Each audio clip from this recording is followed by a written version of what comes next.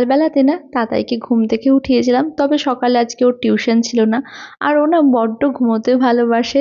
কিন্তু আমি ভুল করে আজকে ঘুম থেকে উঠিয়ে ফেলেছি, যার জন্য আর ভীষণ রাগ হয়েছে। আমি বললাম আবার একটু ঘুমো, বললো একবার ঘুম ভেঙে গেলে আমার আর ঘুম আসে না।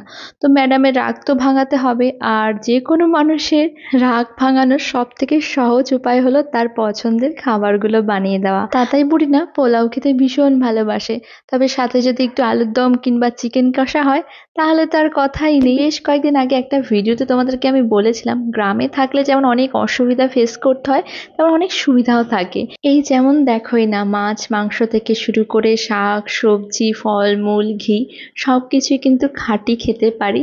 আজকে যে ঘিটা আমি ব্যবহার করছি এটা একদম গ্রামের বাড়িতে নিজের গরুর দুধ থেকে তৈরি ঘি, আর আমার ঘরে এই ঘি আসে কিন্তু বৈশাখীর কাছ থেকে। তোমরা ভারতবর্ষের যে কোনো প্রান্তে একদম ঘরে বসে এই ঘিটা পেয়ে যাবে। আচ্ছা, আমার রান্না হয়ে গেছে, ওইদিকে তাতাই বুড়িকেও খেতে দিয়ে দিয়েছি।